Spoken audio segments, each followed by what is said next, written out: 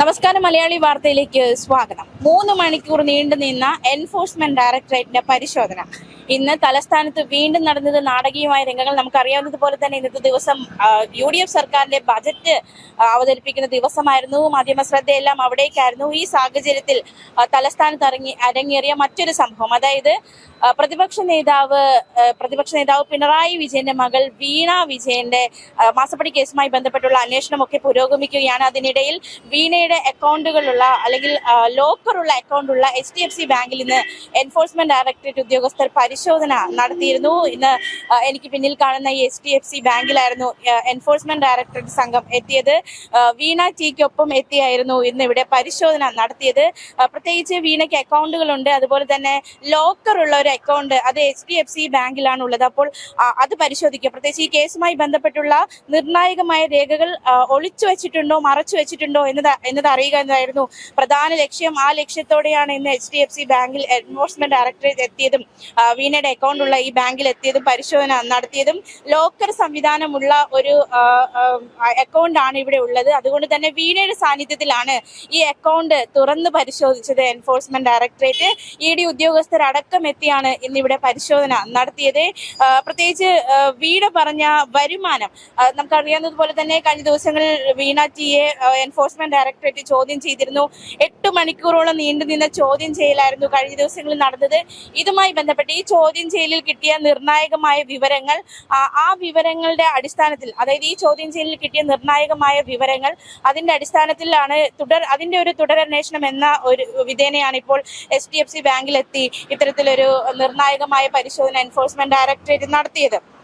മാത്രമല്ല, ശ്രദ്ധിക്കേണ്ട മറ്റൊരു കാര്യം, എൻഫോഴ്സ്മെന്റ് ഡയറക്ടറേറ്റ് തലസ്ഥാനത്ത് നിന്ന് വിട്ടുപോയിട്ടില്ല. ഈ കേസിന്റെ തുടരന്വേഷണം എന്ന ആ ഒരു തുടരന്വേഷണം ഉള്ളത് കൊണ്ട് തന്നെ എൻഫോഴ്സ്മെന്റ് ഡയറക്ടറേറ്റ് തലസ്ഥാനത്ത് തുടരുന്നു എന്നാണ് നമുക്ക് മനസ്സിലാക്കാൻ സാധിക്കുന്നത്. വരും ദിവസങ്ങളിലും നിർണായകമായ ചില പരിശോധനകൾ, നിർണായകമായ വിവരങ്ങൾ ആരാഞ്ഞിട്ടുള്ള, അത് അന്വേഷിച്ച് കണ്ടെത്താനുള്ള നിർണായകമായ ചില പരിശോധനകൾ ഉണ്ടാകുമെന്ന് തന്നെയാണ് നമുക്ക് മനസ്സിലാക്കാൻ സാധിക്കുന്നത്. പ്രത്യേകിച്ച് ഈ വീണ പ്രധാനമായി അന്വേഷിക്കുന്ന, നേരത്തെ പറഞ്ഞതുപോലെ തന്നെ എന്തെങ്കിലും രേഖകൾ മറച്ചു വെച്ചിട്ടുണ്ടോ എന്നതടക്കമുള്ള കാര്യങ്ങളാണ് പ്രധാനമായും പരിശോധിക്കുന്നത്. കഴിഞ്ഞ ദിവസങ്ങളൊക്കെ 3-4 മണിക്കൂർ നീണ്ട ചോദ്യം ചെയ്യൽ ഉണ്ടായിരുന്നു. പ്രത്യേകിച്ച് 2 സമൻസ് വീണയ്ക്ക് അയച്ചിരുന്നു. രണ്ടാമത്തെ സമൻസിലാണ് വീണ അന്വേഷണ സംഘത്തിന് മുന്നിൽ ഹാജരായത്. ആദ്യ സമൻസിൽ ഹാജരായിരുന്നില്ല. പിന്നാലെ നടന്ന ചോദ്യം ചെയ്യൽ 3-4 മണിക്കൂറുകളോളം നീണ്ടു നിന്ന, അതായത് 8 മണിക്കൂറോളം നീണ്ടുനിന്ന ചോദ്യം ചെയ്യലാണ് അന്ന് ഹാജരായ ദിവസം നടന്നത്. അതിൽ നിന്ന് കിട്ടിയ വിവരങ്ങളുടെ അടിസ്ഥാനത്തിലാണ് വീണ്ടും ഈ ഒരു ബാങ്കിലേക്ക് എത്തിയതും ബാങ്കിലെ ലോക്കർ തുറന്ന് പരിശോധിക്കുന്ന സാഹചര്യത്തിലേക്ക് എൻഫോഴ്സ്മെന്റ് ഡയറക്ടറേറ്റ് നടപടി സ്വീകരിച്ചത്. മാത്രമല്ല, ഈ മറ്റ് ചില കാര്യങ്ങൾ, ഇപ്പോൾ ഈ പൊരുത്തക്കേടുകൾ ഉണ്ടോ എന്ന് പ്രധാനമായി സംശയിക്കുന്നുണ്ട്.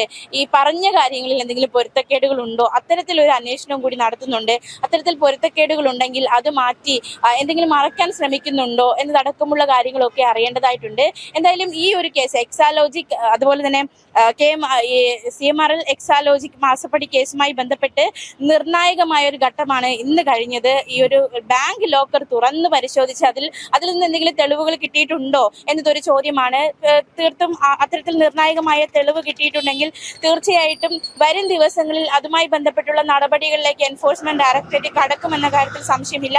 ഇന്ന് ലോക്കർ തുറന്ന് പരിശോധിച്ചതിൽ നിന്നും എൻഫോഴ്സ്മെന്റ് ഡയറക്ടറേറ്റിന് എന്താണ് നിർണായകമായ തെളിവ് കണ്ടെത്താനായത്, ഈ കേസുമായി ബന്ധപ്പെട്ട് എന്തെങ്കിലും നിർണായകമായ തെളിവുകൾ കണ്ടെത്തിയിട്ടുണ്ടോ എന്നൊരു ചോദ്യം കൂടി നിലവിൽ ഉയരുന്നുണ്ട്. അങ്ങനെയെങ്കിൽ അടുത്ത EDയുടെ നീക്കം എന്താണ്?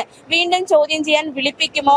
ഈ ഒരു ഇന്ന് നടത്തിയ പരിശോധനയുടെ അടിസ്ഥാനത്തിലുള്ള ഒരു ചോദ്യം ചെയ്യൽ വിളിപ്പിക്കൽ നിർണായകമായ അടുത്ത ഘട്ടത്തിലേക്ക് ED കടക്കുന്നത്, എന്ത് നടപടിയിലേക്കാണ് എൻഫോഴ്സ്മെന്റ് ഡയറക്ടറേറ്റ് കടക്കുന്നത്? അങ്ങനെ ഒരു ചോദ്യം കൂടി നിലവിൽ ബാക്കിയാവുന്നുണ്ട്. അപ്പോൾ തീർച്ചയായിട്ടും വരും ദിവസങ്ങളിൽ അത്തരത്തിലൊരു വീണ്ടും ഒരു സമൻസ്, വീണ്ടും ചോദ്യം ചെയ്യാൻ വിളിപ്പിക്കൽ എന്ന നടപടിയിലേക്ക് ED കടക്കുമോ എന്ന ചോദ്യം കൂടി നിലവിൽ ഉയരുന്നുണ്ട്. കഴിഞ്ഞ ദിവസമൊക്കെ നമ്മൾ അറിഞ്ഞതുപോലെ തന്നെ നിർണായകമായ അന്വേഷണമാണ്. മാത്രമല്ല, ഇന്നത്തെ ഈ ഒരു ED പരിശോധന ഈ ബാങ്കിൽ നടക്കുമ്പോൾ പ്രധാനമായും അറിയേണ്ടത്, നമ്മൾ പെട്ടെന്ന് തന്നെ ഓർത്തു പോകുന്ന മറ്റൊരു സംഭവമാണ്, തിരുവനന്തപുരത്തുള്ള വാടക വീട്ടിലേക്ക് എൻഫോഴ്സ്മെന്റ് ഡയറക്ടറേറ്റ് ഉദ്യോഗസ്ഥർ പരിശോധനാർത്ഥം എത്തിയപ്പോൾ അന്ന് അവിടെ നടന്ന വലിയ രീതിയിലുള്ള പ്രതിഷേധം, പ്രത്യേകിച്ച് ഈ CPM പ്രവർത്തകരൊക്കെ അവർ പ്രതിഷേധവുമായി വരുന്നു. ആദ്യം ശാന്തമായി നടന്നൊരു പ്രതിഷേധം പിന്നീട് അത് എൻഫോഴ്സ്മെന്റ് ഡയറക്ടറേറ്റിന്റെ വാഹനം അടിച്ചു തകർക്കുന്ന തരത്തിലേക്ക് നീങ്ങുന്ന ഒരു വലിയൊരു പ്രതിഷേധം അരങ്ങേറിയിരുന്നു. മാത്രമല്ല ED വാഹനം അടിച്ചു പൊട്ടിക്കുന്നു, ചില്ല് തകർക്കുന്നു, ED ഉദ്യോഗസ്ഥരെ തടയുന്നു, അവർ വന്ന വാഹനത്തിന്റെ ഡ്രൈവർക്ക് പരിക്കേൽക്കുന്നു. അങ്ങനെ സംഭവം ബഹുലമായിരുന്നു അന്നത്തെ ദിവസം.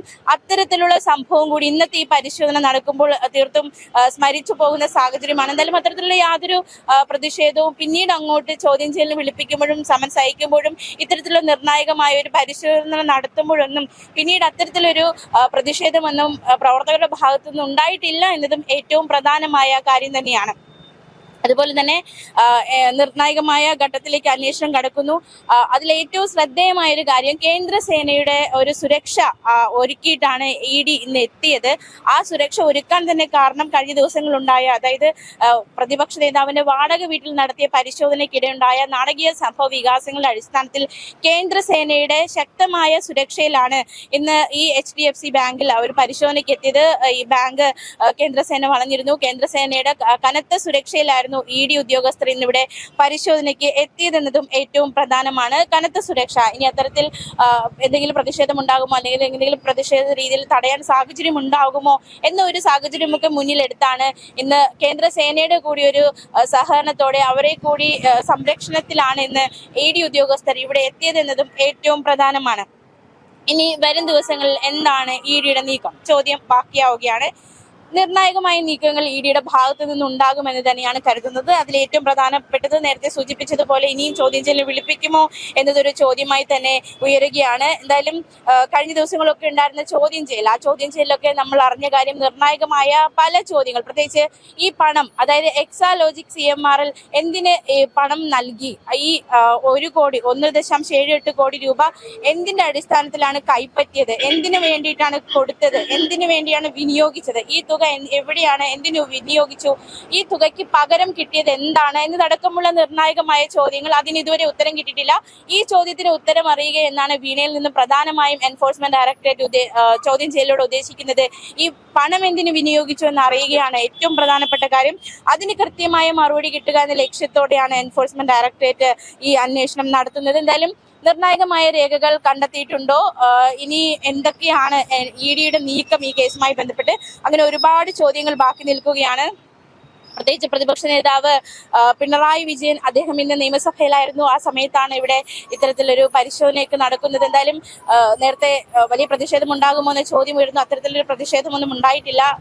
വീണ പാർട്ടിയുടെ അംഗമല്ല, അതുകൊണ്ട് തന്നെ പാർട്ടി ഇനി ഈ വിഷയത്തിൽ ഇടപെടേണ്ടതില്ല എന്നൊരു തീരുമാനമാണ് നേരത്തെ ഈ പാർട്ടി പ്രവർത്തകരുടെ ഭാഗത്തു നിന്നുണ്ടായത്.